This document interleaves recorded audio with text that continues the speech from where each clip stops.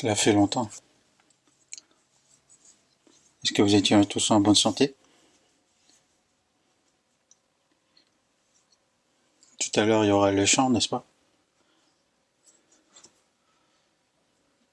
Donc l'ordre n'est pas encore comme avant. Du coup, c'est un peu bizarre, mais... Et aussi, là, ça fait longtemps. On vous a pas vu. Et à cause de la distance qu'on doit garder cette semaine et jusqu'à la semaine prochaine. Mais je vois, vous avez laissé trop de distance entre vous. Peut-être vous êtes trop habitué à écouter les sermons chez vous. Du coup, peut-être vous avez du mal à trouver le rythme de venir à l'église. Mais il ne faut pas que ce soit le cas. Il est dit que plus le temps approche, il nous a demandé de ne rassembler plus. Donc il est très important qu'on se rassemble pour écouter les sermons, de prier et de communier ensemble.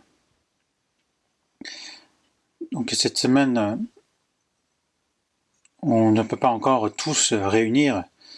Du coup, on avait prévu la moitié, mais je crois qu'il n'y a même pas encore la moitié qui sont rassemblés.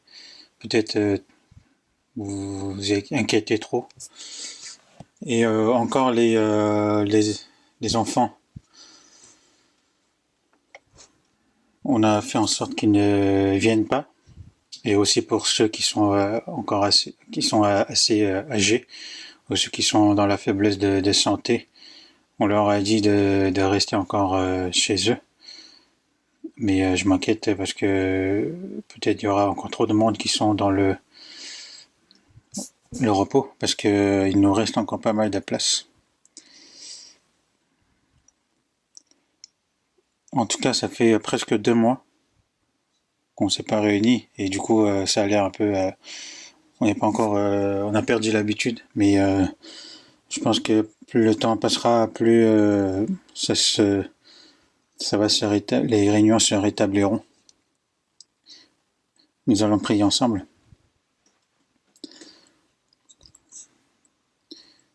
Dieu notre Père qui est rempli de grâce, nous qui étions éloignés de toi et nous qui étions dans le péché, tu as eu pitié de nous et tu nous as aimés. Et le Seigneur Jésus-Christ est mort sur la croix à notre place et a pardonné nos péchés sans aucun retour de notre part. Et tu nous as accordé le royaume de Dieu et tu nous as accordé cette espérance. Et le reste de notre vie, nous souhaitons vivre pour toi, Seigneur, pour ta gloire et ta volonté et pour ton évangile. Nous souhaitons le vivre en obéissant à ta parole, et merci de nous guider pour cela. Et à cause de cette épidémie, nous n'avions pas pu nous réunir librement. Nous n'avons pas pu aussi évangéliser librement. Et pendant longtemps, nous étions dans la restriction. Mais maintenant, tu nous accordes petit à petit de la liberté. Et que aussi, à partir de cette semaine, tu nous as permis de se réunir pour écouter ta parole et de communier ensemble. Mais encore actuellement, dans le monde entier, il y a encore pas mal d'églises qui ne peuvent se réunir librement.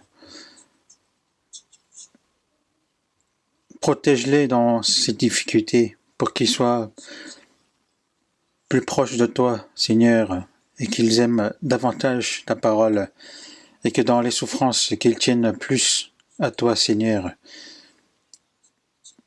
et que cette épreuve se passe, et que nous puissions tous se réunir librement pour écouter ta parole, de communier ensemble et de évangéliser librement. Et nous te demandons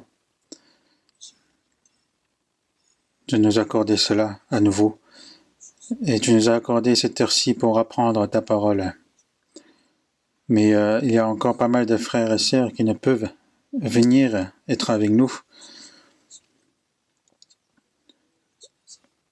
À tous les frères et sœurs qui sont ici ou qui sont encore chez eux et qui écoutent par le sermon en ligne, où qu'ils soient, sois avec eux tous, et que tu leur remplisses par ta grâce et par ta parole, que tu les tiennes par le Saint-Esprit, et qu'ils abondent de ta grâce, et que tu les tiennes par ta main. Et nous prions pour cela. Et toi qui veux se montrer à travers ta parole à cette heure-ci, enseigne-nous à comment être dans ce monde en tant que chrétien, et que le reste de notre vie, nous puissions le vivre pour rendre grâce à toi, Seigneur.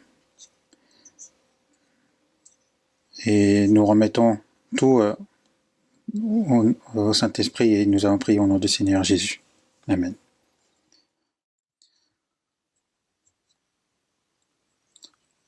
En fait, on n'est pas seulement réunis ici, mais aussi dans la petite salle au rez-de-chaussée, dans la salle du deuxième étage, dans les restaurants. Donc nous sommes un peu éparpillés dans d'autres salles. Donc il n'y a pas seulement les frères et sœurs qui sont réunis dans la grande salle, mais du coup on n'est pas très nombreux. Du coup on a peut-être mal calculé, parce qu'il y a aussi des frères et sœurs qui sont assis sur l'emplacement réservé pour la chorale. Donc on s'inquiétait beaucoup pour le nombre de places, mais par rapport à ce qu'on a pensé, il n'y a pas beaucoup de monde. Et aussi aux élèves de lycéens et collégiens, on leur a demandé de se réunir aussi dans la grande salle, mais je crois qu'on n'est pas très nombreux. Mais je pense que d'ici peu de temps, on va revenir comme avant. Ça va revenir comme avant. On va voir dans la Bible, Luc chapitre 14. Luc, Évangile selon Luc chapitre 14.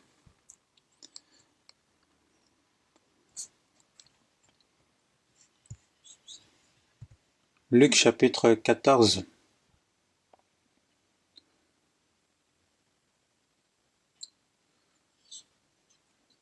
Du verset 25 jusqu'au verset 35, je vais vous lire.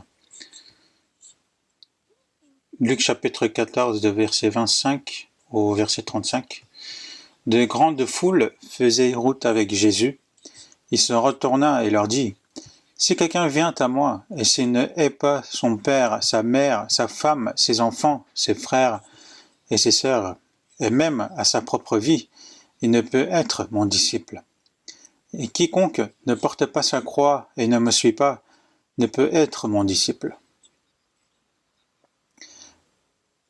Car lequel de vous, s'il veut bâtir une tour, ne s'assit d'abord pour calculer la dépense et voir s'il a de quoi la terminer? De peur qu'après avoir posé les fondements, il ne puisse l'achever et que tous ceux qui le verront ne se mettent à le railler. En disant, cet homme a commencé à bâtir et n'a pu achever. Ou quel roi, s'il va faire la guerre à un autre roi, ne s'assit d'abord pour examiner s'il peut, avec 10 000 hommes, marcher à la rencontre de celui qui vient l'attaquer avec 20 000? S'il ne le peut, tandis que cet autre roi est encore loin, il lui envoie une ambassade pour demander la paix. Ainsi donc, quiconque d'entre vous ne renonce pas à tout ce qu'il possède ne peut être mon disciple. Le sel est une bonne chose, mais si le sel perd sa saveur, avec quoi l'assaisonnera-t-on? Il n'est bon ni pour la terre, ni pour le fumier, on le jette dehors. Que celui qui a des oreilles pour entendre, entende.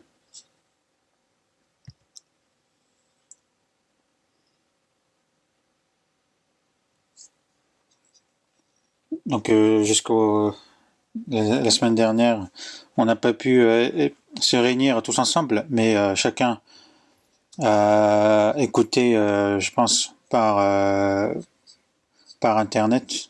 Donc peut-être c'est pour cette occasion que tous ces systèmes en ligne a été très bien avancé. Mais en tout cas, un chrétien sauvé, quelle que soit la situation, il faut qu'il aime la parole et qu'il soit dans les... Et c'est un grand remerciement pour le fait que les chrétiens sauvés soient dans de bonnes conditions pour écouter la parole. Mais même actuellement, dans différents pays, plusieurs églises ne peuvent se réunir librement et ne peuvent transmettre l'évangile librement. Mais en Corée, donc ça s'est pas mal stabilisé et il y a de moins en moins de contamination.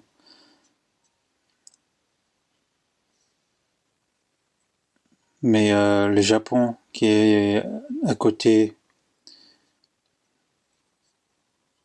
est encore, c'est encore plus inquiétant. Aux États-Unis et aux pays d'Europe aussi, ils sont vraiment dans les difficultés et c'est vraiment inquiétant. Comme vous le savez tous, toutes ces choses, c'est un signe que Jésus nous a prédit avant son avènement. Et c'est certain qu'il y aura des tremblements de terre, des famines et de la peste. Et ces pestes et ces épidémies, donc beaucoup se sont ont été sacrifiés à cause de cette épidémie.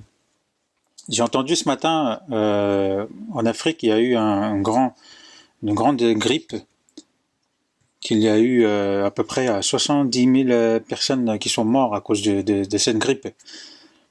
Non seulement il y a le Covid-19, mais il y a beaucoup d'épidémies qui tuent beaucoup de personnes. Et il faut savoir que dans ce monde, ce n'est pas un endroit où nous allons vivre éternellement. Même si une personne il est en bonne santé, on ne sait pas ce qui va lui arriver plus tard. Parce qu'on ne sait pas du tout ce qui va arriver le lendemain. Parce que quelques semaines plus tôt, on n'aurait jamais pensé, imaginé ce qu'il allait passer maintenant. Donc nous ne pouvons pas savoir, nous ne pouvons pas imaginer ce qui se passera par la suite encore. Donc dans ces moments-là, il faut que nous remercions vraiment le fait que nous sommes sauvés dans ces temps de fin du monde. Parce que si nous n'étions pas sauvés, si nous n'avions point de cette espérance de l'éternité, nous serions vraiment des êtres pitoyables. Et nous ne pouvons point douter le fait que le Seigneur approche à grands pas. Et donc il faut vraiment repenser à cette espérance que Dieu nous a donnée et que nous vivons aussi à une époque très particulière et c'est une grande bénédiction de la part de Dieu aussi parce que on peut dire que ceux qui n'ont pas cette espérance vivent à une époque vraiment tragique, qui sont pitoyables. Mais nous, qui sommes sauvés, nous pouvons reconnaître vraiment sa grâce, la grâce de Dieu, et le fait que nous puissions vivre dans ces tribulations, c'est une grande grâce. En tout cas, Dieu nous donne petit à petit la liberté de se réunir à nouveau. Et nous donnera aussi d'autres occasions pour nous évangéliser davantage. Et nous avons la certitude que Dieu nous donnera encore ces genres d'occasions. En tout cas, le dimanche matin, on continue à apprendre sur le statut et la vie qui est adaptée à un chrétien sauvé. Donc jusqu'à la dernière fois, nous avons vu que pour un chrétien sauvé, nous avons obtenu un statut particulier. C'est un statut qui n'a aucun rapport avec les gens de ce monde. C'est d'être l'enfant de Dieu. cette puissance qu'il nous a donnée, cette autorité que tu nous as accordée, le fait que nous sommes sauvés, nous sommes devenus enfants de Dieu, que nous avons reçu la vie éternelle. Il ne faut pas se contenter seulement de ça, mais comme on est devenus les enfants de Dieu,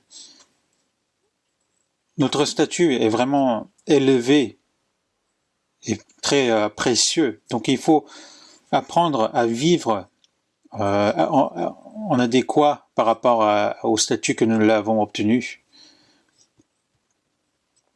Et aussi de vivre une vie adéquate en tant que la mariée du Christ. Et Dieu nous enseigne à travers la parole tout cela. Et il faut vraiment apprendre cette parole et aussi de l'appliquer dans notre vie. Et la dernière fois, nous avons appris sur le fait que nous sommes les grands sacrificateurs de Dieu. Nous avons appris sur ce statut.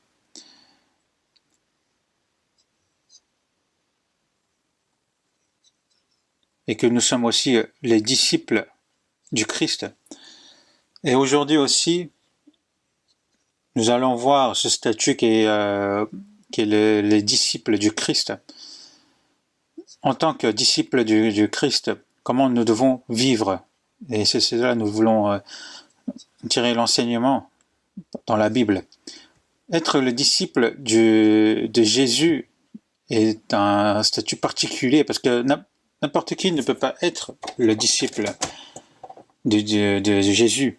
Jésus, en vivant dans ce monde, en étant dans ce monde, il a choisi 12 disciples.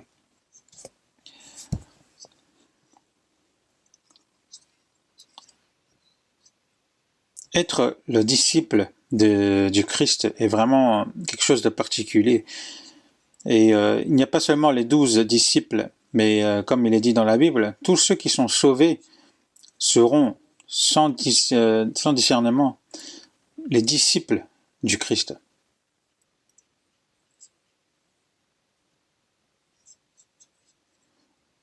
Avant son ascension dans Matthieu, Jésus leur a dit « Allez partout le monde et prêchez la bonne nouvelle à toute la création ». Qu'est-ce qu'il faut qu'ils fassent? Prêcher la bonne nouvelle, l'évangile, pour que celui qui croira et qui sera baptisé sera sauvé, pour qu'ils deviennent les disciples du Christ.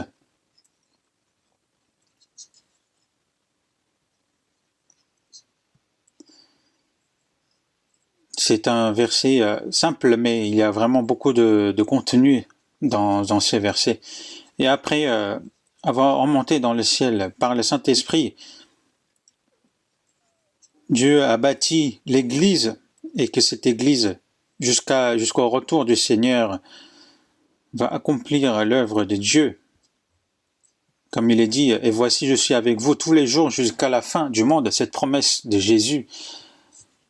Et nous le savons, qu'il est toujours avec nous, qu'il tient sa promesse. Et donc maintenant, en tant que disciples du Christ, comment nous devons vivre?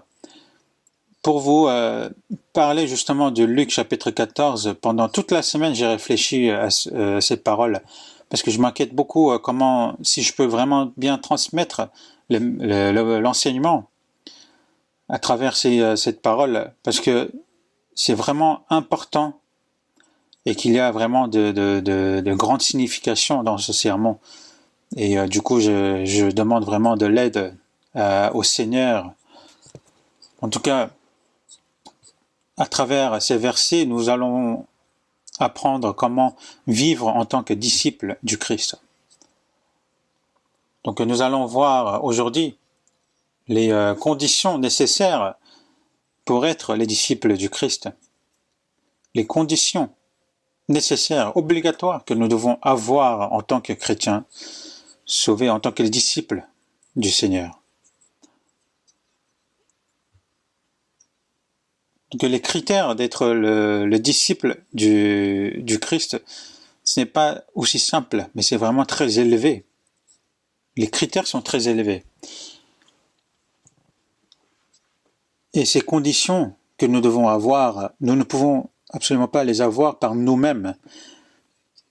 Le fait que nous sommes devenus les enfants de Dieu, nous sommes devenus les sacrificateurs de Dieu, et le fait que nous sommes devenus les disciples du Christ, ce n'est pas par nos efforts, ce n'est pas par nos propres moyens, mais c'est parce que Dieu nous a donné la vie, nous a donné le Saint-Esprit, et nous fait en sorte que nous obtenons justement ce statut, et que nous puissions vivre en adéquat à ce statut. Et il nous donne justement la force et la sagesse nécessaires pour vivre ainsi.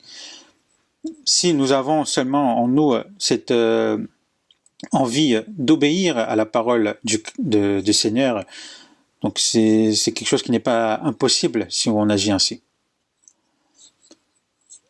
Donc dans le Luc chapitre 14, des versets 25 à 35, il y a beaucoup de choses qui est dit. Dans le verset 25, par exemple, « De grandes foules faisaient route avec Jésus. Il se retourna et il leur dit, »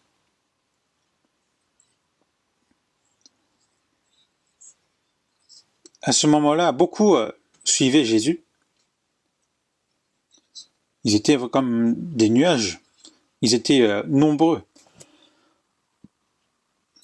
Il est écrit de grandes foules. Mais Jésus, en voyant cette foule, il n'était pas satisfait. Parce que de grandes foules le suivaient, mais au moment venu, ils allaient tous l'abandonner.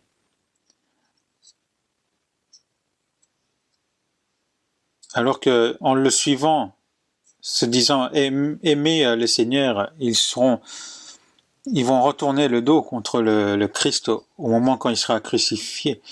Donc Jésus ne portait pas trop d'espoir en eux à ce moment. Mais en voyant ici, il y avait une grande foule.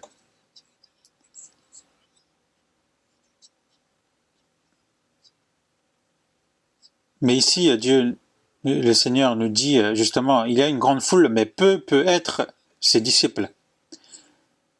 Ils étaient nombreux, mais ils ne pouvaient pas être nombreux à être les disciples du Christ. Donc le Seigneur recherchait les disciples, recherchait à établir des disciples. Dans Jean chapitre 2, versets 23 à 25, donc Jésus avait accompli son premier miracle, et quand il prêchait, justement, beaucoup cru en son nom, voyant des miracles qu'il faisait.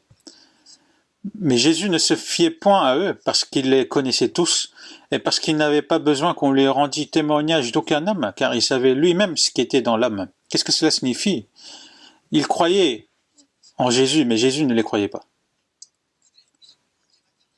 Ils ne reconnaissaient pas leur foi.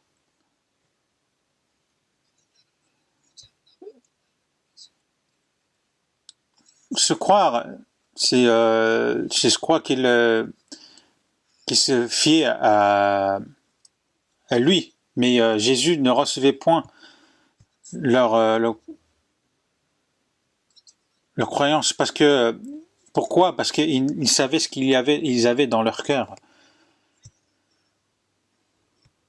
Et aussi dans Jean chapitre 6, de versets 26 à 27, Jésus a accompli un miracle quand il a nourri plus de 5000 personnes. Il était vraiment très réputé, très connu, et beaucoup le poursuivaient. Mais Jésus leur a dit, « Vous me cherchez non parce que vous avez vu des miracles, mais parce que vous avez mangé des pains et que vous avez été rassasiés. Travaillez non pour la nourriture qui périt, mais pour celle qui subsiste, pour la vie éternelle. » Que Jésus est le pain de vie qui est descendu du ciel.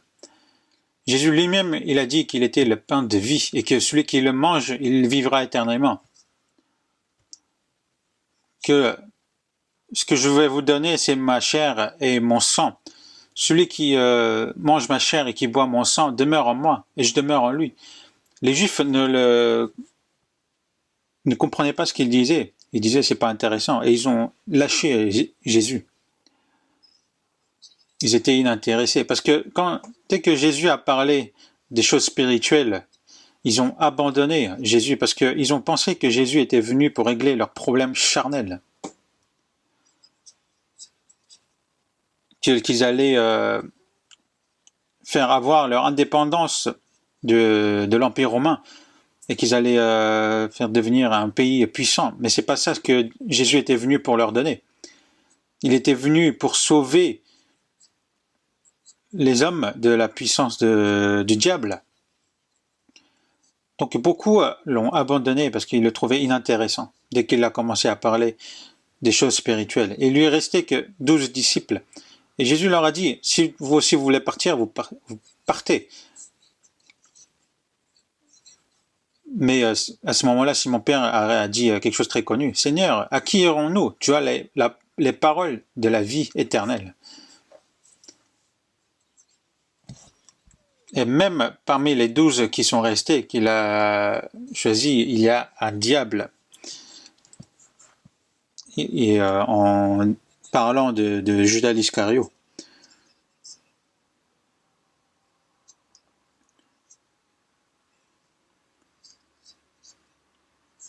Donc on pouvait très bien voir, même à l'époque quand Jésus était en vie, qu'il n'y avait peu de personnes qui pouvaient devenir les disciples du Christ.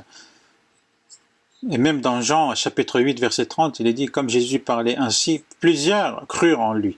Mais dans les paroles du Christ, Dieu, le Seigneur nous dit, vous connaîtrez la vérité, et la vérité vous affranchira. Et que si vous demeurez dans ma parole, vous êtes vraiment mes disciples, vous connaîtrez la vérité, et la vérité vous affranchira. Même s'ils disaient qu'ils croyaient en lui, mais qu'ils le poursuivaient, mais ils n'étaient point des chrétiens, ils n'étaient point ses disciples. Parce qu'il leur a répondu, si vous demeurez dans ma parole, vous êtes vraiment mes disciples. Vous connaîtrez la vérité vous affranchira.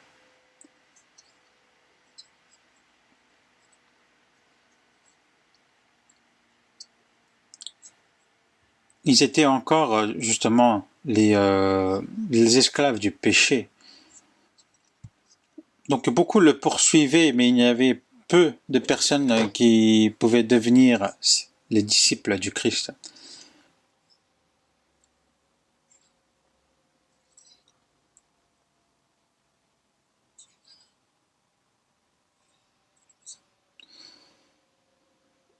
Et d'être justement les disciples du Christ, c'est une preuve certaine d'être sauvé.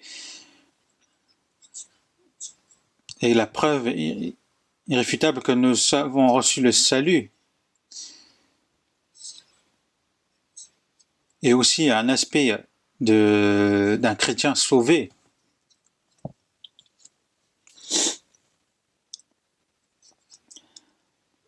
Une personne qui est sauvée est certainement le disciple du Christ. Si quelqu'un dit « moi je suis sauvé, mais si je ne suis pas le disciple du Christ », c'est qu'il ne le connaît pas encore.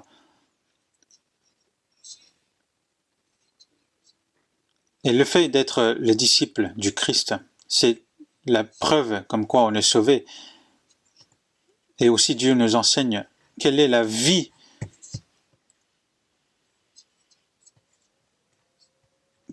d'un chrétien sauvé.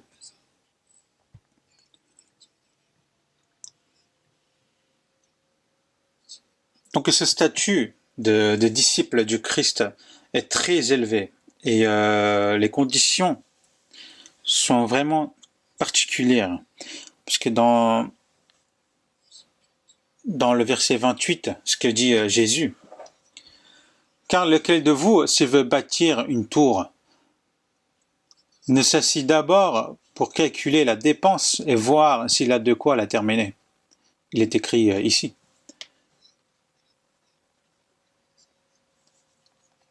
Donc j'ai cherché un peu le mot tour, et dans la Bible, il y a beaucoup de cette expression. Dans Luc chapitre 13 aussi, ou bien c'est 18 personnes sur qui il est tombé la tour de Siloé et qu'elle l'a tué.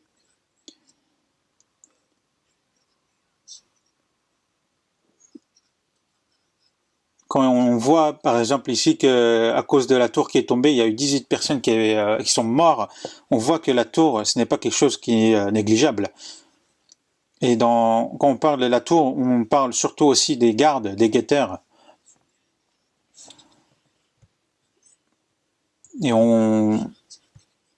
qu'il est aussi un refuge. Une tour, c'est un refuge.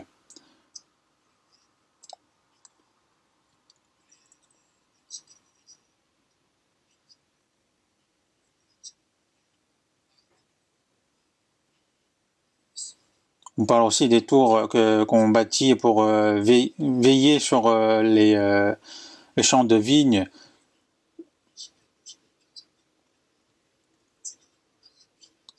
Et car en Somme, chapitre 61, il est écrit aussi, car tu es pour moi un refuge, une tour forte en face de l'ennemi.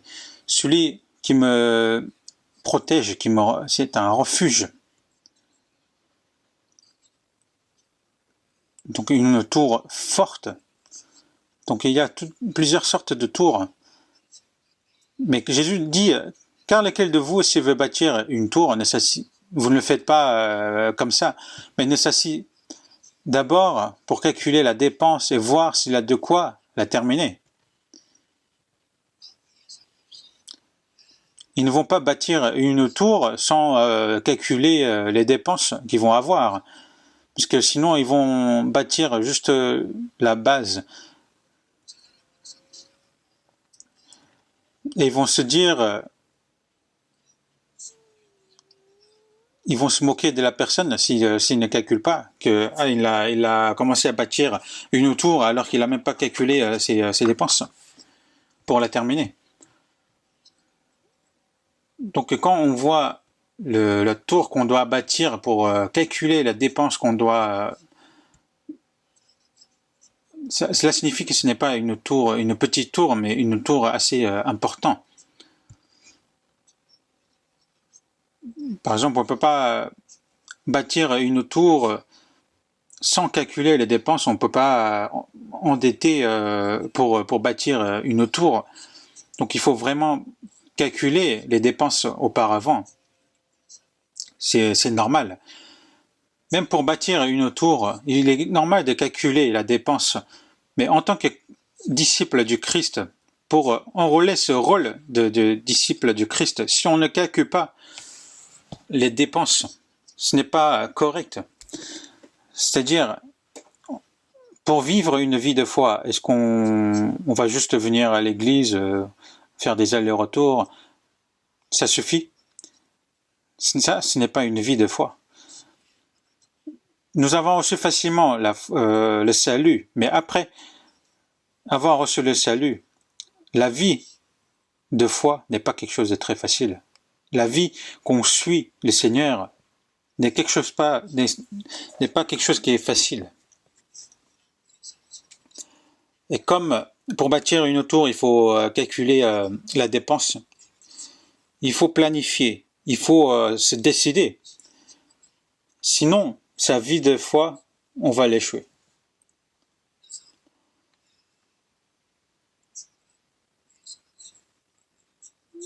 Donc, pour bâtir une tour, il faut d'abord calculer la dépense.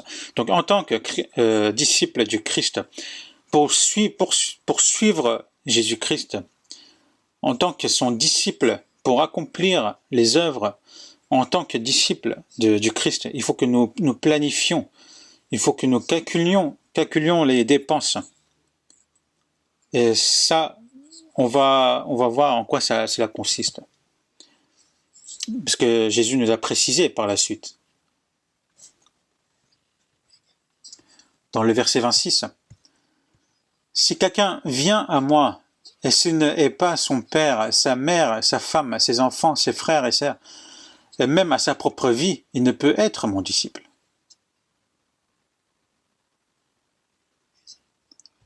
Premièrement, qu'est-ce qu'on doit calculer ici, dans les dépenses? S'il ne est pas son père, sa mère, sa femme, ses enfants, ses frères et sœurs, et même sa propre vie, s'il ne l'est pas, il ne peut être mon disciple. C'est quelque chose qu'on n'arrive pas à comprendre facilement, n'est-ce pas? Dans Matthieu chapitre 22, verset 37, Jésus lui répondit, « Tu aimeras le Seigneur, ton Dieu, de tout ton cœur, de toute ton âme et de toute ta pensée, qui est le commandement le plus important. »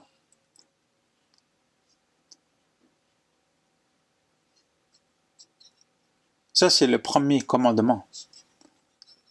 Si on divise en deux les 10 commandements, c'est de aimer le Seigneur, ton Dieu, de tout ton cœur, de toute ton âme et de toute ta pensée. Et aussi, celui qui aime son prochain aime Dieu. On peut les diviser en deux parties. Pourquoi une personne qui vit pour le Dieu, il doit vivre et il doit aimer le Seigneur de tout son cœur, de toute son âme et de toute sa pensée? Mais personne ne peut vivre ainsi, parce qu'un homme, quand il est né, il est né individualiste. Il veut juste profiter pour soi-même. Mais les lois ont été données à l'homme, mais l'homme ne peut point les respecter. Et c'est pour cela que dans 1 Jean chapitre 4 verset 10, et cet amour consiste non point en ce que nous avons aimé Dieu, mais en ce qu'il nous a aimés et envoyé son Fils comme victime expiatoire pour nos péchés. C'est comme nous ne pouvons point aimer Dieu, mais Dieu, sans retour de notre part, il nous a aimés.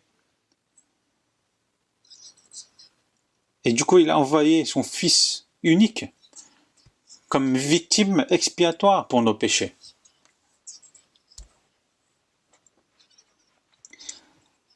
Dieu a tant aimé ce monde, il a aimé de toute sa vie, jusqu'à la mort,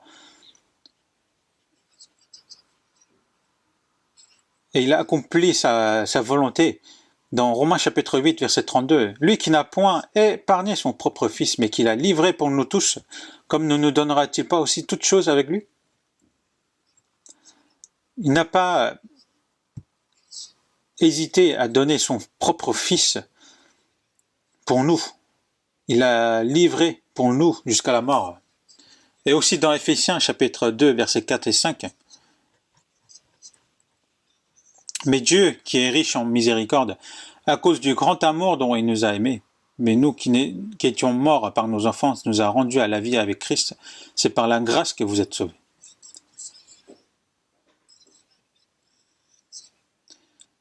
Et cet amour de Dieu, qui est riche en miséricorde, et nous qui étions morts par nos offenses, nous a rendus à la vie avec Christ. La Bible nous dit que c'est Dieu qui nous a aimés en premier. C'est pour ça, le fait que nous sommes sauvés, alors que nous étions ennemis de Dieu, nous étions éloignés de lui et nous étions destinés à recevoir le jugement, Dieu nous a aimés en premier. Dans 1 Jean chapitre 4 verset 16, « Et nous avons connu l'amour que Dieu a pour nous, et nous y avons cru. Dieu est amour. » Nous avons connu cet amour et nous le croyons. Et nous avons reçu ce salut sans rien en retour. C'est seulement par l'amour de Dieu que notre salut a été accompli. C'est pour ça qu'il est écrit aussi dans 1 Jean chapitre 4 verset 19. Pour nous, nous l'aimons parce qu'il nous a aimés le premier. C'est parce qu'il nous a aimés le premier. Et c'est par son amour que nous avons reçu le salut. C'est pour ça que nous pouvons aimer Dieu. Et c'est parce que maintenant nous aimons Dieu que nous pouvons obéir à sa parole. Dans Jean chapitre 15 verset 13, il n'y a pas de plus grand amour que de donner sa vie pour ses amis.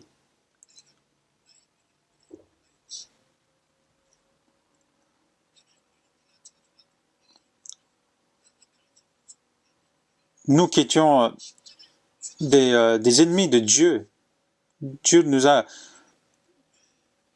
considérés comme le Seigneur nous a considérés comme ses amis et est mort à notre place sur la croix.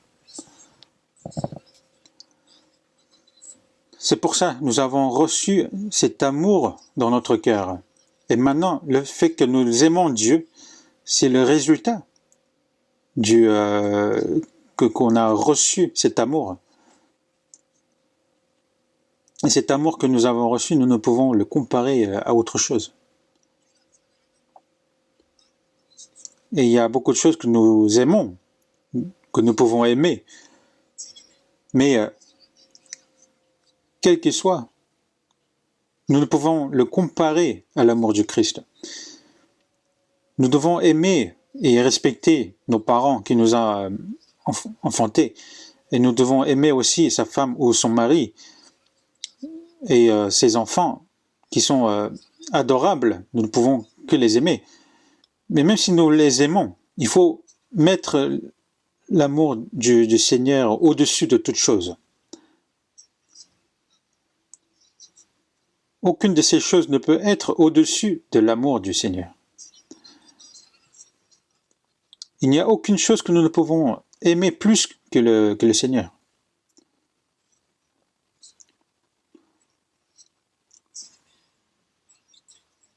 Toutes ces choses, nous devons les mettre en dessous du pied du Seigneur.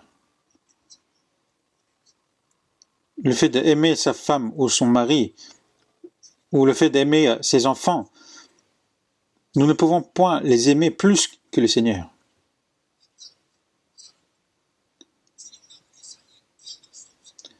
Quel que soit l'amour, il ne peut se mettre à travers l'amour entre moi et Dieu.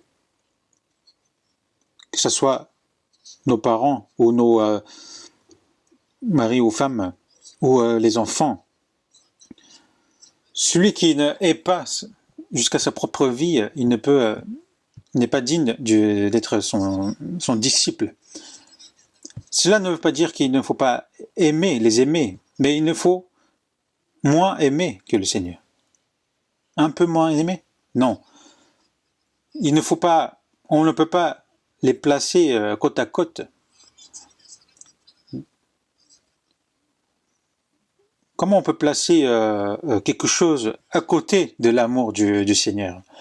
Comme il est écrit dans la Cantique, l'amour de Dieu de loin surpasse ce qu'on peut dire un cœur humain.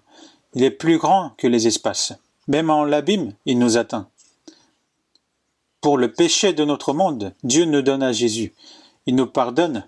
Aux paix profondes, il sauve les perdus. Pour nous sauver, il a abandonné son trône qui est au-dessus de toute chose. Il a envoyé son Fils unique. Et Jésus, pour nous sauver, il est mort sur la croix à notre place. Et cet amour, nous ne pouvons le mesurer, nous ne pouvons le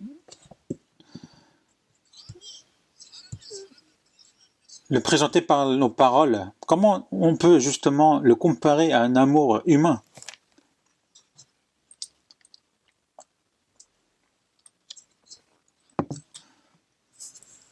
Il ne demande pas de le mettre après l'amour du Christ. Non, on ne peut même pas le placer à côté de l'amour du Christ. Il faut qu'on le place en dessous de l'amour du Christ.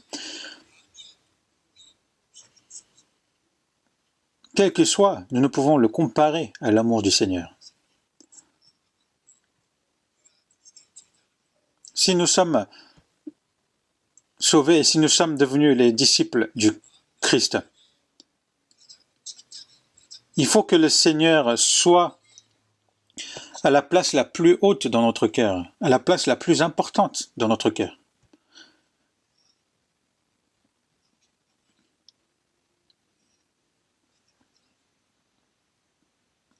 Que ce soit les parents ou sa femme ou son mari ou ses enfants,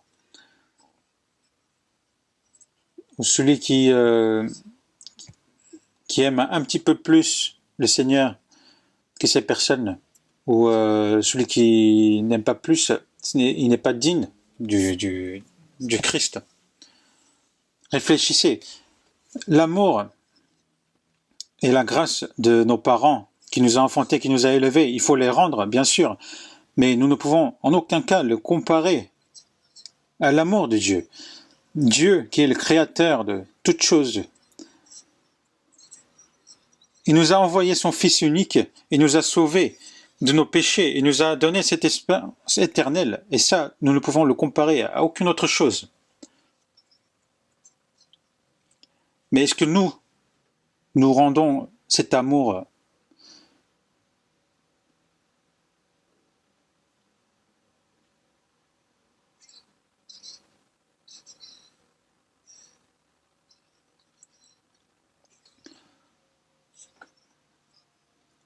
Il est normal que nous cherchons l'avantage, les bénéfices pour soi et pour sa famille.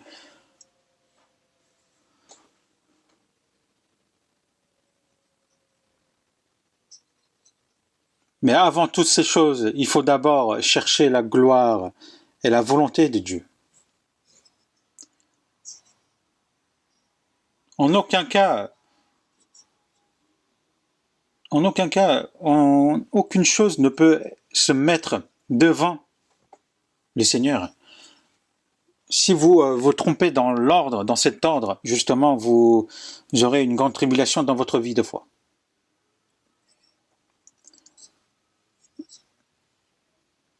Dieu nous aime et nous demande en retour cet amour. Dans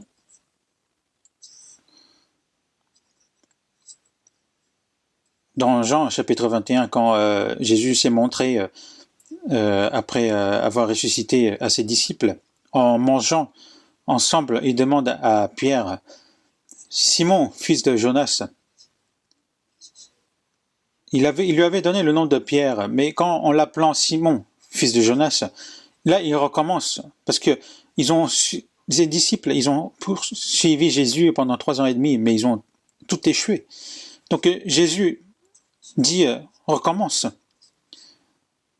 Où est-ce qu'il recommence? C'est au moment où il s'est ressuscité. C'est de là qu'il recommence. Nous faisons beaucoup d'efforts, mais nous ne pouvons suivre Jésus de notre force. Mais c'est quand nous rencontrons justement Jésus ressuscité, c'est à ce moment-là que notre vie de foi aussi commence. Simon, fils de Jonas, m'aimes-tu plus que toute personne ici? Et Pierre lui disait qu'il l'aimait. Et Jésus a aimé Pierre parce que Pierre avait le courage. Parce que si c'était la parole du Seigneur, il ne discernait pas autre chose. Il écoutait que sa parole. Même dans la tempête, quand Jésus lui a dit de venir vers lui, s'est même jeté dans l'eau pour marcher. Il était quelqu'un de vraiment courageux. Et il avait le courage de vivre pour le Seigneur. Mais le problème, c'est que ce n'est pas seulement avec le courage qu'on vit pour le Seigneur. On peut très bien jusqu'à mourir avec le courage, mais le Seigneur ne nous demande pas de mourir pour le courage. Parce que là, à ce moment-là, Jésus n'était pas encore mort pour eux, et donc il n'a pas autorisé qu'ils meurent pour lui. Et Jésus a vraiment aimé Pierre. Cet amour que Pierre, ce courage que Pierre portait en Jésus, Jésus l'a considéré. Mais Pierre avait échoué en rognant 3 fois Jésus. Mais c'est là où il a échoué, Dieu lui redonne l'occasion de recommencer. Et Jésus, justement, lui demande, « Simon, fils de Jonas, m'aimes-tu » Et même à cette heure-ci, le Seigneur nous demande, « Est-ce que tu m'aimes plus que toute autre chose ?» Même si tu as tes parents, ta femme, ou ton mari, ou tes enfants, ou tes amis, est-ce que tu m'aimes plus que toutes ces personnes? Il est dit, celui qui aime son père ou sa mère plus que moi n'est pas digne de moi. Il est écrit dans Matthieu chapitre 10, verset 37. Ici, dans Luc, s'il n'avait pas son père, sa mère, sa femme, ses enfants, ses frères et ses sœurs, et même à sa propre vie, il ne peut être mon disciple. Ici, le haïr, cela ne veut pas dire de ne pas aimer. Il ne faut pas aimer plus que le Seigneur. Il faut moins aimer que le Seigneur. Il faut les placer vraiment en bas de l'échelle. Il ne faut pas même pas les placer auprès de l'amour que nous portons au Seigneur. À quel point nous devons aimer le Seigneur. Jusqu'à la mort. Parce qu'il nous dit, s'il n'avait pas sa propre vie, il ne peut être mon disciple. En tant que disciple du Christ, il faut qu'il soit prêt à mettre sa propre vie en Christ. Que ses propres affaires ou son honneur ou même sa famille. Il faut qu'il sache que tout cela existe pour la gloire de Dieu. Et ça, c'est quelque chose qui est normal. Parce que le Seigneur a tout abandonné pour nous. Il a même abandonné son trône de gloire auprès de Dieu.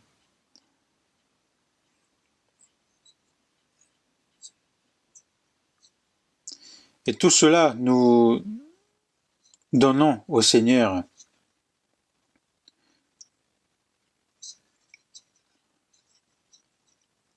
Et c'est un cœur de base que doit avoir un chrétien sauvé dans son cœur. Dans Genèse chapitre 22, donc Dieu dit à Abraham, « Prends ton fils, ton unique, celui que tu aimes, Isaac, va-t'en au pays de Moria, et là offre-le en holocauste. » Et Abraham, comment il a réagi? Il a dit oui. Il s'est levé tôt le lendemain. Est-ce qu'il a parlé avec sa femme? Est-ce qu'il a hésité? Non. Il a juste dit oui.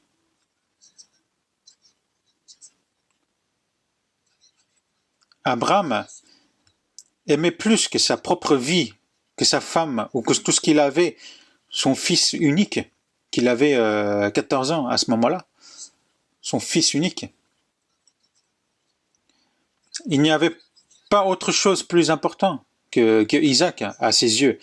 Mais en aucun cas, même son fils unique n'était pas plus important que Dieu. Comme Job disait, celui qui donne et celui qui reprend est Dieu. Donc ils ont marché pendant 3 jours. Ils sont arrivés sur le pays de Moria. Il a attaché son fils. Il a voulu donner et sacrifier. Et l'ange dit, n'avance pas ta main sur l'enfant et ne fais plus rien. Car je sais maintenant que tu crains Dieu et que tu ne m'as pas refusé ton fils, ton unique. C'est écrit dans Genèse chapitre 22, verset 12.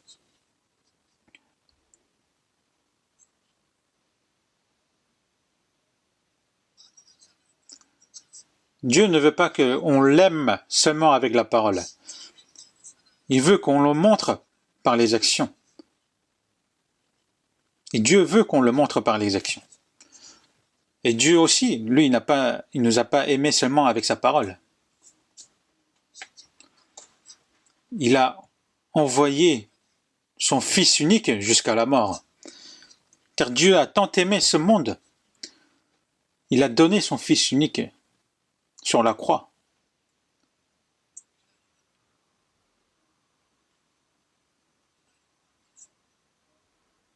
Dieu et Jésus, ils ne nous demandent pas de faire des choses que eux ils n'ont pas fait. Dieu a donné son Fils unique, qui est parti du trône de gloire, qui était auprès de lui. Il est venu sur cette terre, il l'a envoyé comme prophète pour qu'il meure sur la croix.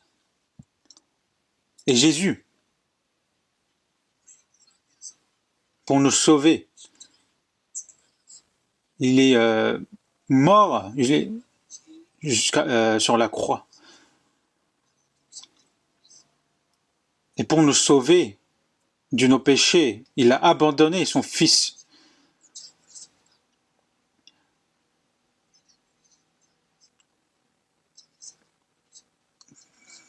Quand Jésus a dit « Pourquoi tu m'as abandonné ?» Et pour nous sauver, Dieu, sur le moment, a abandonné son Fils. Et nous savons pourquoi il a abandonné son Fils unique. Donc maintenant, est-ce que si Dieu nous demande quel que soit l'amour, est-ce que ça ne serait pas normal? Parce qu'il a maintenant le droit de nous demander en retour de tout amour, de l'aimer.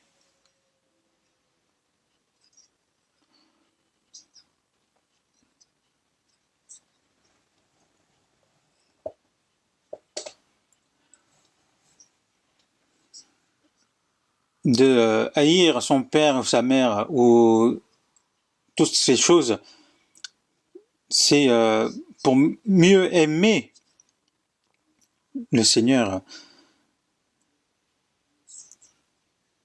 En fait, il ne faut pas changer cet ordre, parce que si vous vous trompez dans cet ordre, vous faites erreur dans votre vie de foi. On va voir dans Luc chapitre 14, verset 27. « Et quiconque ne porte pas sa croix et ne me suit pas ne peut être mon disciple. » Mais maintenant, on avance encore un pas. « Et quiconque ne porte pas sa croix » Un disciple du Christ doit porter sa propre croix et doit le suivre ainsi. Dans Luc chapitre 9, verset 23, « Puis il dit à tous, si quelqu'un veut venir après moi, qu'il renonce à lui-même, qu'il se charge chaque jour de sa croix et qu'il me suive. »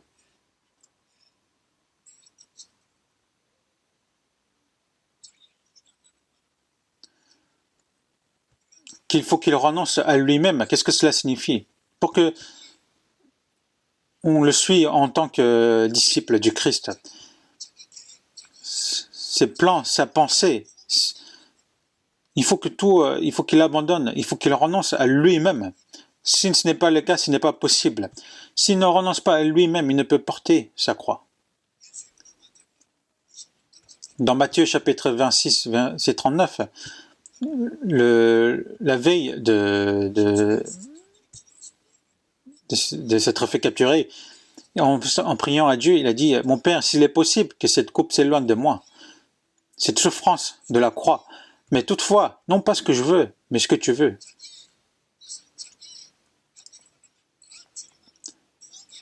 Il a abandonné sa propre volonté devant Dieu.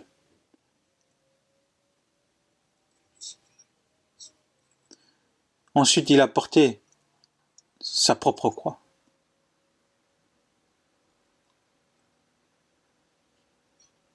Dans Jean chapitre 19, verset 17, Jésus, portant sa croix, arriva au lieu de crâne qui se nomme en hébreu Golgotha. Jésus, dans ce monde, en ce qu'il possédait, il n'avait que sa propre croix. Il a emprunté le ventre de Marie pendant 10 mois. Il était venu en tant que fils d'une famille pauvre et qu'il a emprunté aussi l'âne. Il a même emprunté son tombeau. Et ce qu'il le possédait, il n'avait que sa croix. Et pensez justement aux souffrances qu'il a endurées pour nous.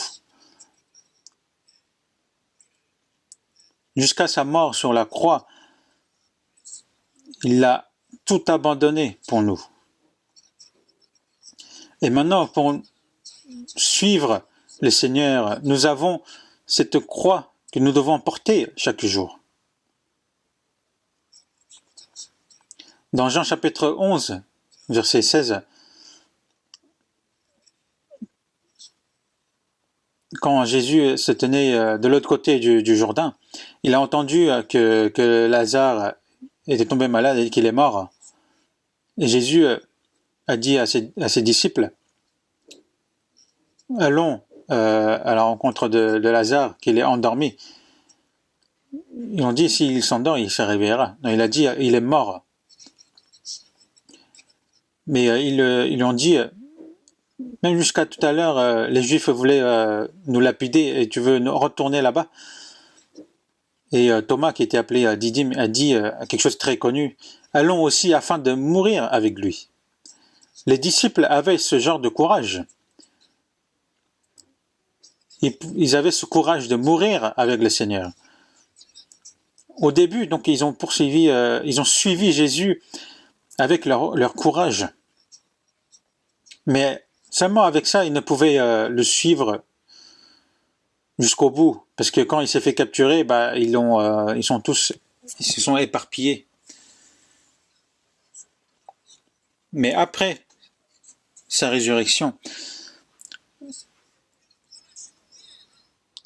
cela signifie après notre salut, après le salut, ses disciples ne poursuivaient plus le Seigneur avec leur propre courage, mais par la vie du Seigneur et par la force du Saint-Esprit, ils ont poursuivi le Seigneur jusqu'au bout.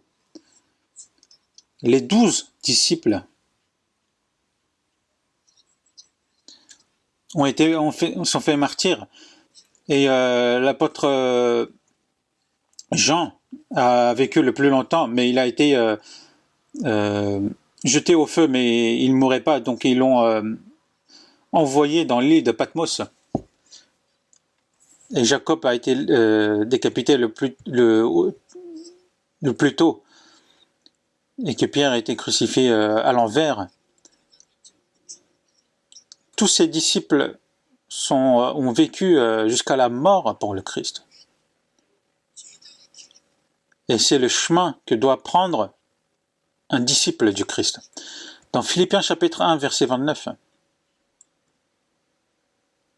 Et cela de la part de Dieu, car il vous a été fait de la grâce par rapport à Christ, non seulement de croire en lui, mais encore de souffrir pour lui.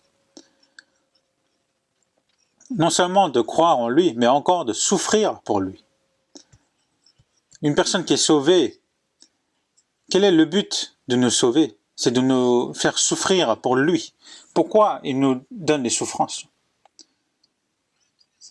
Ce n'est pas les souffrances que nous apprenons sur le Seigneur.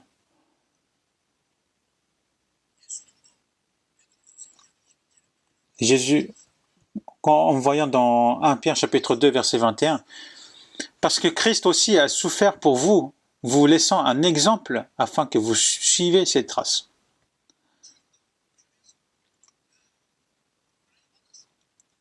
Et parce que Christ aussi a souffert pour nous, vous laissant un exemple afin que vous suivez ses traces.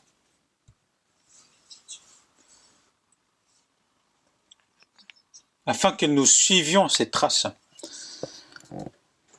Le chemin que nous poursuivons le Seigneur rempli de souffrances. C'est par les souffrances que nous rencontrons le Seigneur, que nous l'apprenons sur lui, que c'est par les souffrances que nous prêchons l'Évangile.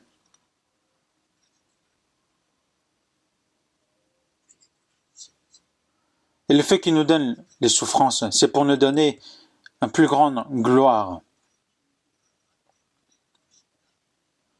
Parce qu'il est dit, si nous sommes enfants, nous sommes aussi héritiers et co-héritiers du Christ, si toutefois nous souffrons avec lui afin d'être glorifiés avec lui. J'estime que les souffrances du temps présent ne sauraient être comparées à la gloire à venir qui sera révélée pour nous. Et l'apôtre Paul aussi a souffert pour Christ.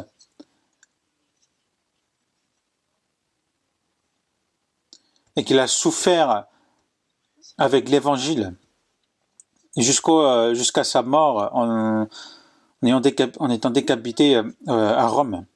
Avant de mourir, il a envoyé l'épître à Timothée, et dans 2 Timothée chapitre 1 verset 8, « N'aie donc point honte du témoignage à rendre à notre Seigneur, ni de moi, son prisonnier, mais souffre avec moi pour l'Évangile. » cet évangile qu'il a accompli en souffrant sur la croix, c'est par les souffrances de ses disciples qui sont transmis. Plus nous souffrons, plus l'évangile sera propagé avec force. S'il n'y a point de souffrance, il n'y aura point aussi de l'œuvre de l'évangile. Dans 1 Pierre chapitre 4 verset 14, « Si vous êtes outragés pour le nom de Christ, vous êtes heureux parce que l'Esprit de gloire, l'Esprit de Dieu repose sur vous. » Le fait que quand nous sommes outragés pour le nom de Christ, il est dit que l'Esprit de gloire, l'Esprit de Dieu repose sur nous.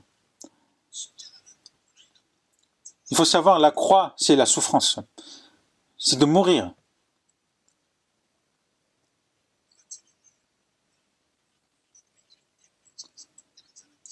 Est-ce qu'il y a quelqu'un qui a été chassé de sa maison parce qu'il croit en Christ?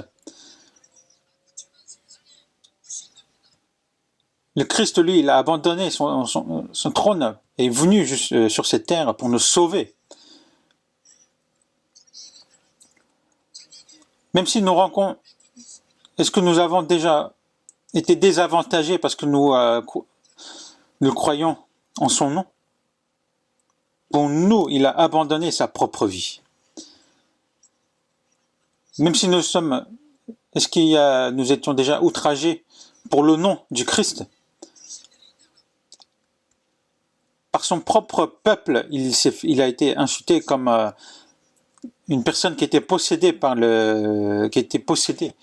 Il a été insulté. On lui a craché dessus. Si nous sommes outragés pour le nom de Christ, si nous rencontrons des avantages parce que nous le croyons au nom du Christ, est-ce que c'est quelque chose de grave? Parce que le Christ a souffert, a subi une honte en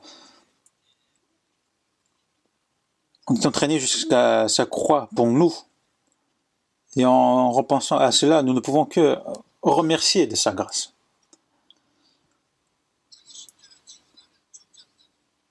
Et quiconque ne porte pas sa croix ne me suit pas, ne peut être mon disciple.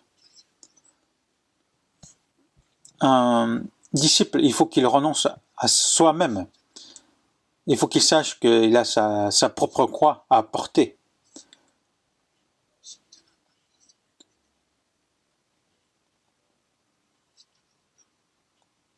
Est-ce qu'on peut dire qu'on n'a pas de sa propre croix? Peut-être on ne le connaît pas encore, mais nous avons tous notre propre croix. Pierre a été crucifié à l'envers, et André a été crucifié en X, et Thomas il a été frappé de fer. Chacun a sa propre souffrance, sa croix de souffrance. Et le fait qu'il doit porter sa propre croix en tant que disciple, ça c'est quelque chose d'inévitable. Luc chapitre 14.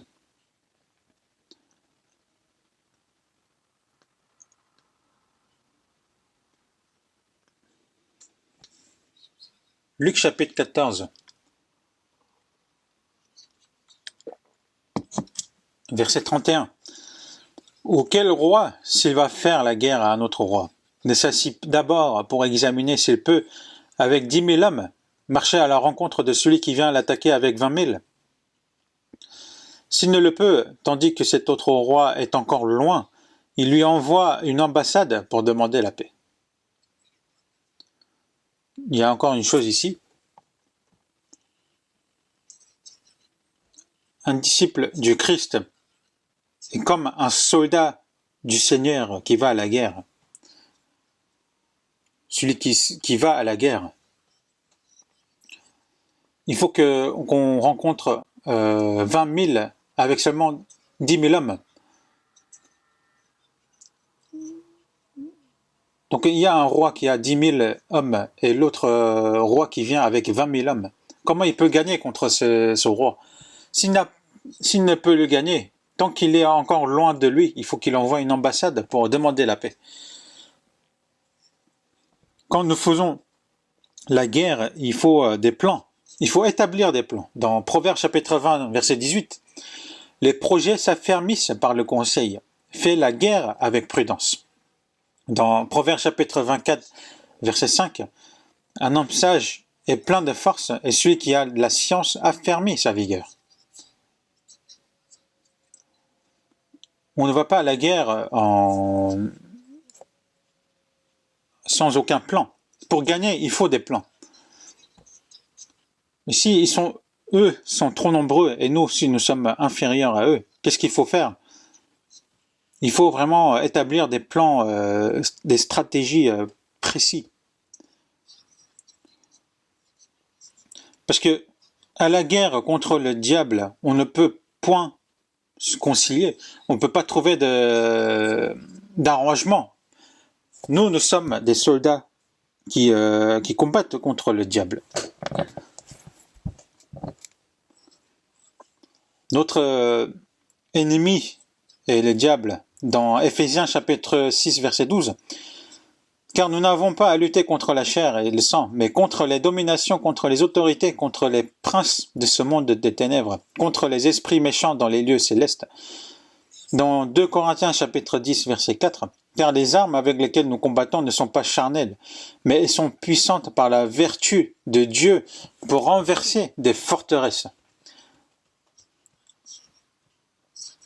Des forteresses, cela signifie la puissance du Satan, qui sont puissants. Mais c'est avec la puissance, par la vertu de Dieu qu'on le renverse. Dans 2 Timothée chapitre 2, versets 3 à 4, l'apôtre Paul dit à Timothée, « Souffre avec moi comme un bon soldat de Jésus-Christ. » Il n'est pas de soldat qui s'embarrasse des affaires de la vie s'il veut plaire à celui qui l'a enrôlé. Paul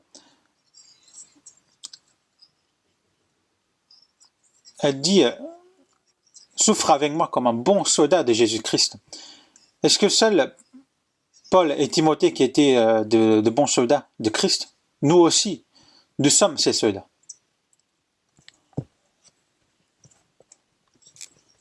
Gideon, quand il est allé combattre les Médians, il devait faire la guerre, mais le Médian avait donc s'est dirigé vers l'Israël avec un troupeau comme un troupeau de criquets.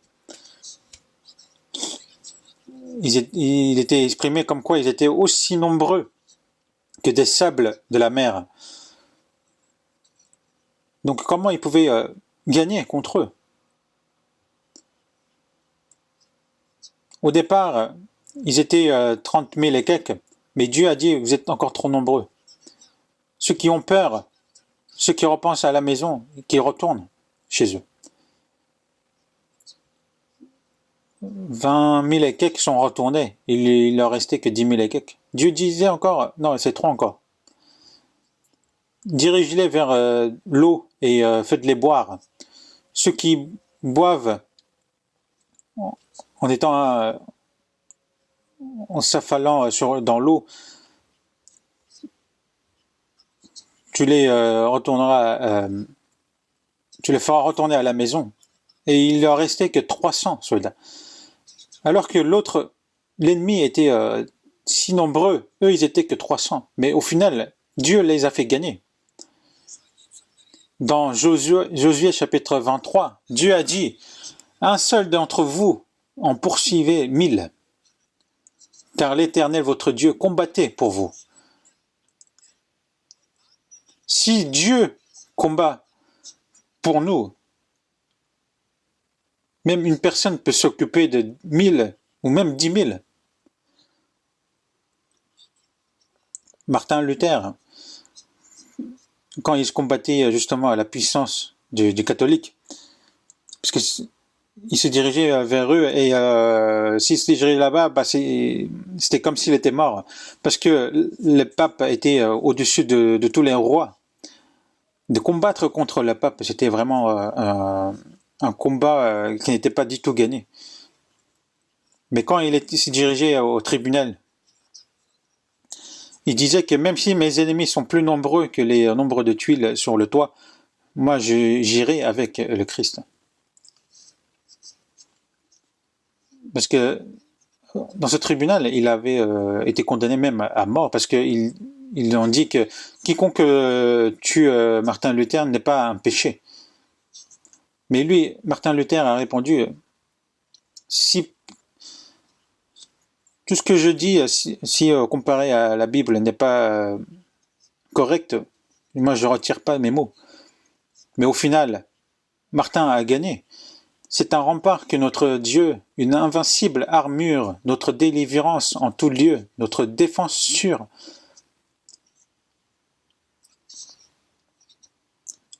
Et au final, il a vaincu, il a gagné. Ce Dieu est toujours avec nous.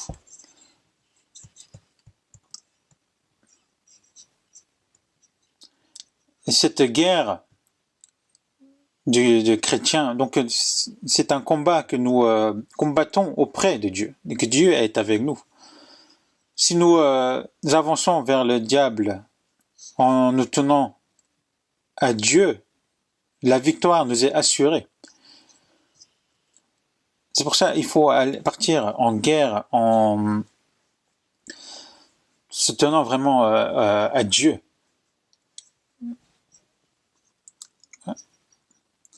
Un disciple du Christ, il faut qu'il avance avec courage en tenant à Dieu. Il ne peut point se reculer dans la guerre. Luc chapitre 14, verset 33. Ainsi donc, quiconque d'entre vous ne renonce pas à tout ce qu'il possède ne peut être mon disciple.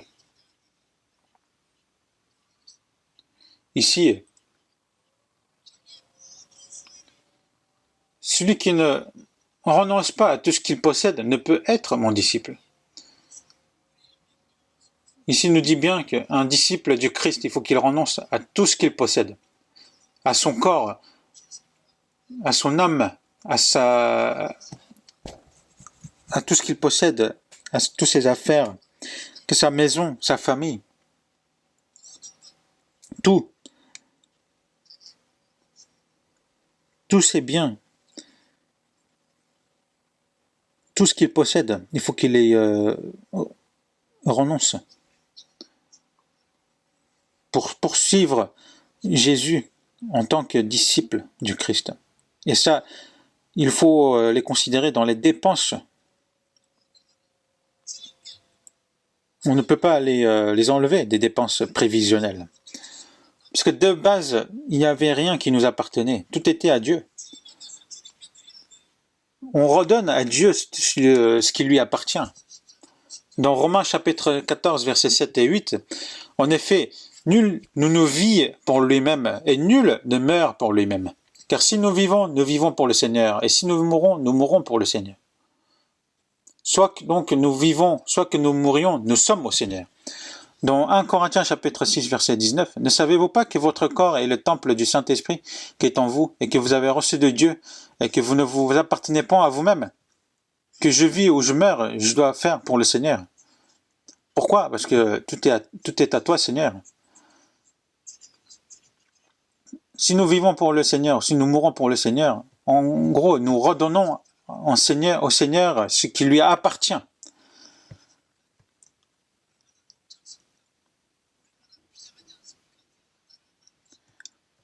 Le fait de suivre Jésus-Christ, c'est quelque chose qui doit...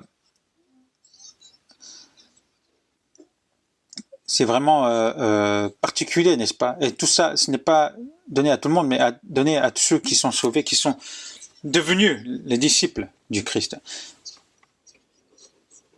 Si je ne renonce pas à tout ce qui m'appartient pour le Christ, je ne peux le suivre.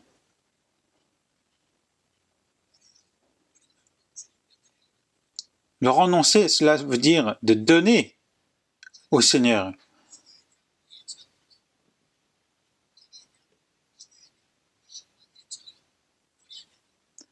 De renoncer, cela signifie de ne pas avoir des affections sur ses biens. Et c'est ce qui est correct en tant que disciple du Christ. Qu'il faut donner tout sur l'autel du Seigneur.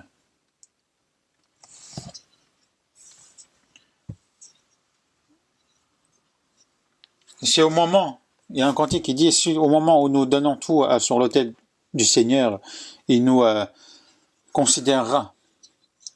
Et tout ce qui est à nous n'est point à moi, mais c'est le Seigneur nous a prêté. Et nous, il ne faut pas qu'on oublie que nous sommes les gardes de ces biens. Dans 1 Roi chapitre 19 verset 19, Élie donc est allé voir Élisée qui labourait le champ. Et Élisée s'est montré à Élie et lui a demandé de le suivre. Et Élisée, qu'est-ce qu'il a fait? Il avait 12 paires de bœufs. Et il était avec la 12e. Et il a attrapé ce bœuf et les outils qu'il utilisait pour labourer, il a mis au feu et il a cuit la viande avec et il a donné au peuple. Il a tout abandonné et il a poursuivi Élie. Regardez ceux qui ont reçu l'appel de Dieu. Dans Matthieu chapitre 4 verset 18, on voit Simon, Pierre, André et Jean, donc ils étaient des pêcheurs. Mais quand Jésus les a appelés, que ce soit les filets, que le bateau, ou même leurs parents, ils ont abandonné, ils ont poursuivi Jésus. Dans Matthieu chapitre 9, on voit aussi Matthieu, qui était un collecteur d'impôts. Il était bien placé. Jésus vit cet homme. Il lui a dit de le suivre. Il a tout abandonné, il a tout laissé sur place et l'a suivi. Et c'est Matthieu c'est celui qui a écrit l'évangile selon Matthieu. Matthieu qui était collecteur d'impôts. Mais ceux qui ont été appelés par le Seigneur, ils ont tout abandonné et ils ont suivi Jésus. Moïse,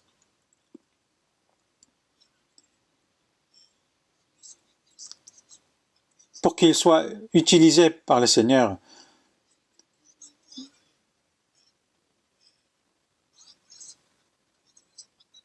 il a abandonné le fait d'être enfant de la prince de l'Égypte pour souffrir avec son peuple, pour ce qui allait arriver plus tard pour son peuple. Il a regardé justement les prix, la gloire qu'il allait recevoir plus tard. Il a souffert avec son peuple. Et Paul a dit dans Philippiens chapitre 3, « Mais ces choses qui étaient pour moi des gains, je les ai regardées comme une perte à cause de Christ. »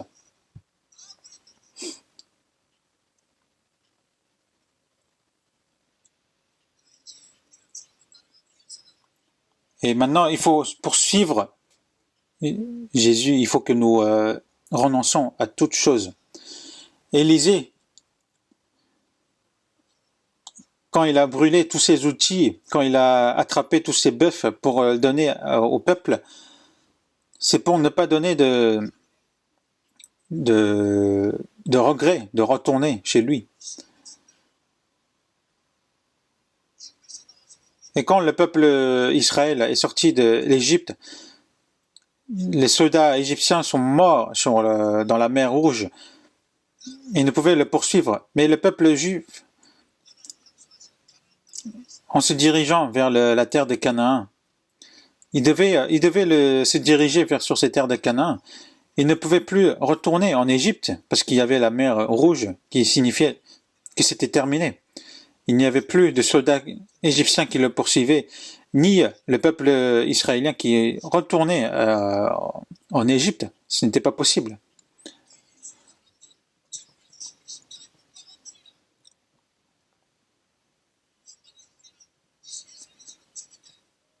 Nous qui sommes sauvés dans ce monde, nous sommes ceux qui sont morts. Ceux qui veulent retourner dans le monde, tous ceux qui voulaient retourner en Égypte, ils sont morts dans le désert. Et ceux qui veulent retourner, ils souffriront encore plus.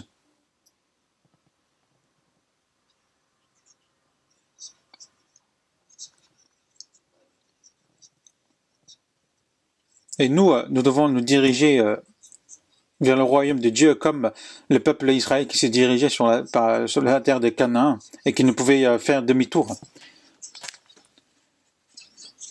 Et nous, ancien moi, a été enseveli avec Christ sur la croix. Et nous avons tout donné sur l'autel du Seigneur.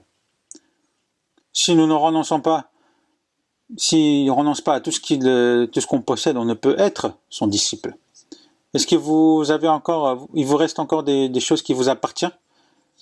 Il faut savoir que même si vous possédez des choses, ce n'est plus à vous, c'est à Dieu, et Dieu qui vous a confié. Et tout cela, il faut les utiliser pour la gloire de Dieu. Et Dieu, justement, vous a confié pour sa gloire. Il faut se dire, ce n'est pas à moi. Et dans ce cas, nous pouvons les utiliser pour nous-mêmes. Et dans le verset 34, le sel est une bonne chose, mais si le sel perd sa saveur, avec quoi l'assaisonnera-t-on? Il n'est bon ni pour la terre, ni pour le fumer. On le jette dehors. Les chrétiens sauvés, c'est comme le sel. Le sel donne du goût et empêche des aliments de pourrir. C'est quelque chose de très important. Mais pour qu'il donne le goût, qu'est-ce qu'il faut qu'il fasse? Il faut qu'il fond. Il faut qu'il s'élimine. Un sel qui ne fond pas, c'est un sel qui perd son saveur. Dans Luc chapitre 14, donc toutes ces conditions que doit avoir en tant que disciple du Christ, si nous ne abandonnons pas nous-mêmes, nous serons inutiles. Nous n'aurons aucune utilité au Seigneur. Nous serons quelqu'un d'égoïste. Et ce genre de personne qui est égoïste ne peut être disciple du Seigneur, ne peut être utilisé par le Seigneur. Et ce sera quelqu'un d'inutile. En tant que disciple du Christ, il faut vivre une vie adéquate par rapport à ce statut. Mais si nous ne renonçons pas à nous-mêmes, ce serait un mensonge. Il ne faut pas oublier que le fait que nous sommes les disciples du Christ, et il faut vivre en tant que disciples du Christ. Il faut abandonner les attachements, les regrets que nous portons dans ce monde.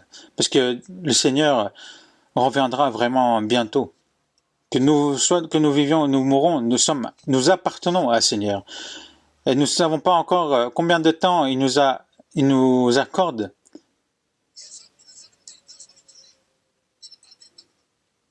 C'est même les non-croyants disent que c'est la fin du monde. Alors que les chrétiens sauvés, si nous ne réveillons pas dans ce moment, ce serait vraiment grave. En tant que des disciples du Christ, il faut que nous vivions vraiment dignes de ce nom dans ces temps de fin du monde et de participer à sa gloire. Nous allons prier. Seigneur qui est rempli de grâce, nous qui étions tes ennemis, nous qui étions destinés à recevoir le jugement pour nos péchés, tu as eu pitié de nous et tu es mort à notre place. Et tu es mort sur la croix pour nos péchés et tu nous as sauvés sans rien en retour de notre part. Et le reste de notre vie, nous souhaitons suivre tes ordres, ta parole. Et merci de nous avoir établis comme tes disciples. Et aide-nous à vivre en tant que disciples du Christ. Que tu veilles sur notre vie, que tu diriges notre vie, que nous ne perdons pas notre cœur dans ce monde, que nous ne vivons pas selon nos désirs, mais que soit que nous vivions, que nous mourons, que nous le fassions pour ta gloire. Nous te demandons de te manifester seul en nous, pour que quand nous nous retrouverons devant toi, que nous n'ayons point honte et soutiens-nous par ta main puissante et nous utilise-nous selon ta volonté. Et nous avons prié au nom du Seigneur Jésus. Amen.